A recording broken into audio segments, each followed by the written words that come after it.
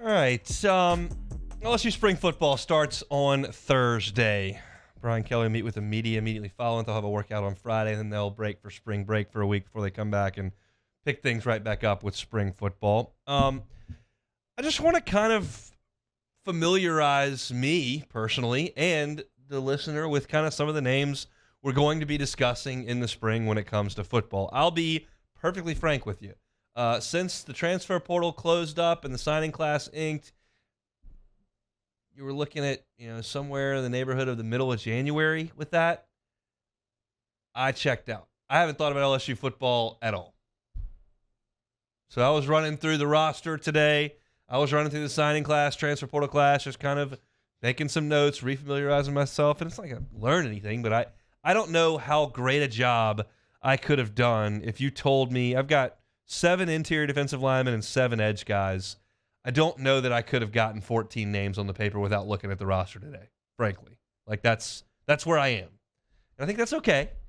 We'll freshen things up here over the next month, and we'll watch them, and we'll see the spring game, and then we'll move into heavy-duty baseball stuff, and then we'll do media days in July, and we'll circle back around, and we'll be rip-roaring and ready to go come August. But this is the time of year where we're just going to kind of take a cursory glance at some things, and it's optimism season. There's no doubt. You've heard my diatribe for years. The calendar's very simple in college football. It starts with August, where everybody feels great about everything. Practice reports are positive. Everybody that picks against you is a hater and wrong and doesn't get it, and your team's going to outperform expectations. And then you play through the season, and if you win your bowl game or you do something great for your program that year, you feel really good moving into the building of your program in the offseason. If you don't, and you underachieve, or you get blown out in a bowl game or whatever, and the bowl games don't carry the same importance, but there's some saltiness that goes with it. But inevitably, you hire a new coordinator that's going to give you a new look. You look at your signing class, positive or negative with the outcome of the season. The 3 stars are underrated. I love this guy. 5 stars going to be the next great player for your team. And then you go into this portion of it, which is the spring, where you hear the strength coach talk at some point, and these guys are in the best shape of their lives. And you hear the coach talk to the media, and they love the development of this guy are really taking a leap. And that kind of renews all the optimism that came up with the signing class. And then you get into the summer and into fall camp, and you're right back where you started. That's what this calendar is. And this part of it is the young guys stepping up, the freshmen that didn't play that much, the freshman who's on campus this year it was a 5-star, is going to be a great player. That's where we are in the calendar. Optimism season starting to hit. So let's talk defensive line for LSU. It's going to start in a really good spot. Speaking of optimism season.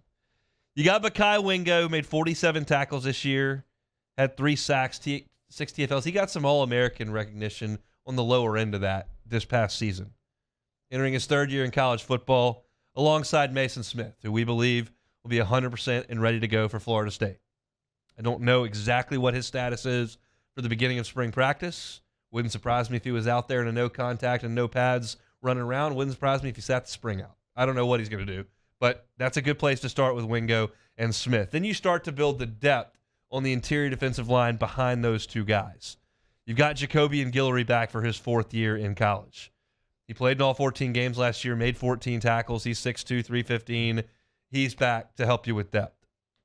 Jordan Jefferson, not that one, the West Virginia transfer. He played in 2019. He played about 200 snaps at West Virginia. 2021, after the COVID year, had 6 starts.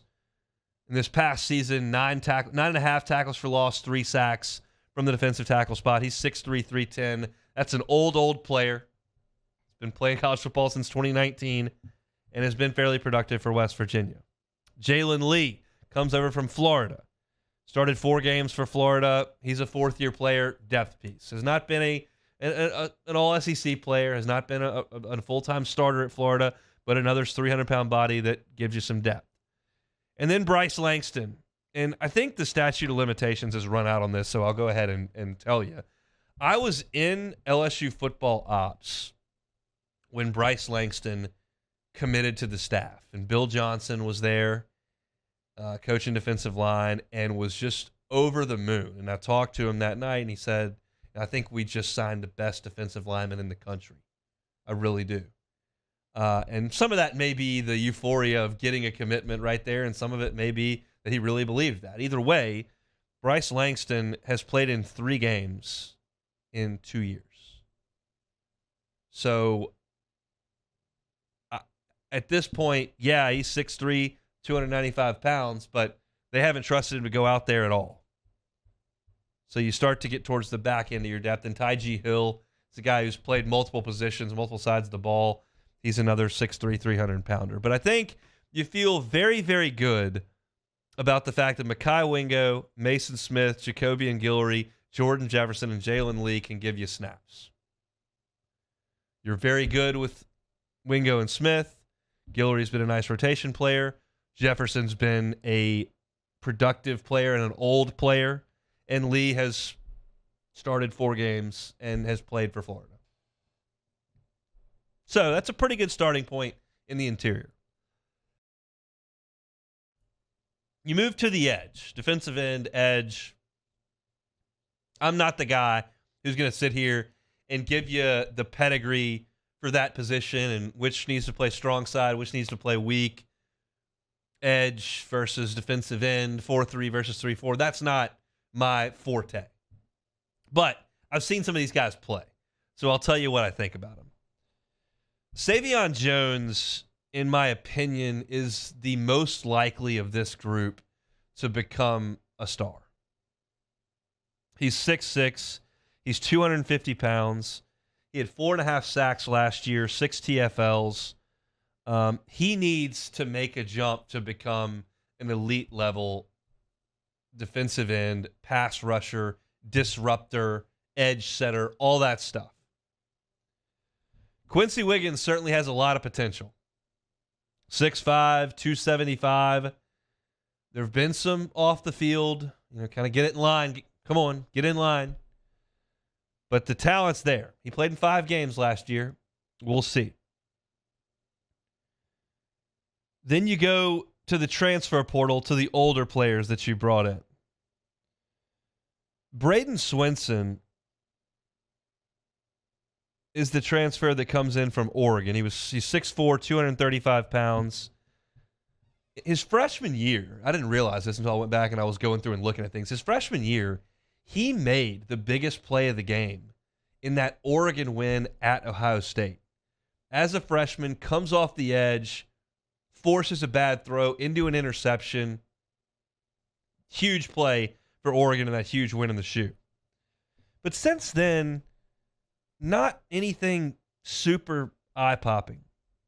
Last season, he made 8 tackles. So not a huge productive season for Braden Swenson last year. Then you got Paris Shand that you brought in from Arizona. 6'5", 290 pounds, bigger frame. He'll be a 4th-year player this year. He started 10 games at Arizona, had 5 sacks. We'll see. And then the name everybody wants to see this spring is Deshaun Womack.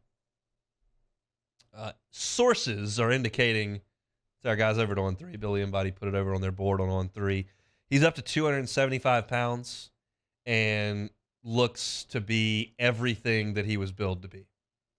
So all of a sudden you start to look at the edge and you say, okay, Savion Jones, potential breakout star. Swenson's been a guy at Oregon. Shand has played significant snaps at Arizona. That's 3 older players. You figure Womack figures in pretty quickly. And that used to be something you didn't want to say about linemen on offense or defense in college football. They just weren't ready to go. It's not the case anymore. These guys have been in strength programs for 4 or 5 years. They're early enrollees like Womack is. He's going to get a full lot of spring practices, a summer with the staff, and he should be physically close to ready to roll for Florida State. So I would absolutely count him in this number. Now, Dylan Carpenter and Jackson Howard in this class, maybe not. They got good frames, both 6'4", 245, but maybe if you want to get closer to 260, 265 with those guys, it may take some time. But you've got Jones, you've got Wiggins, you got Swinson, you got Shand, you got Womack. Perkins can certainly go down there and play some edge for you if you want. Ovi Oghoufo, the Texas transfer, I think he's an edge player, has been in his career. Maybe he's an outside linebacker. Again, that's semantics that you're not here to get from me. We'll talk about that down the line. But Oghoufo enrolled in Notre Dame at 2018. Last year at Texas, he had 12 starts, 54 tackles, 8.5 tackles for loss. He makes a lot of plays in the backfield. He may figure in on the edge as well. And if you do, then you get a little bit thin at the linebacker spot, which we'll get to here in the next segment. But I think to kind of put a button on this defensive front thought from LSU, I like the numbers. You've got absolutely 5 guys you know can play at this level in the interior. Mekhi Wingo, Mason Smith, Jacobian Guillory, Jordan Jefferson, Jalen Lee. That doesn't count Bryce Langston and Tyjee Hill, but that's 5 that you feel like can absolutely play. Then on the edge, you've got 6, Savion Jones, Braden Swinson, Paris Shand, Deshaun Womack, Ovi Oghoufo, and Quincy Wiggins. Now, some may not be as far along as others, but that's kind of where we are. That's the kind of depth you want.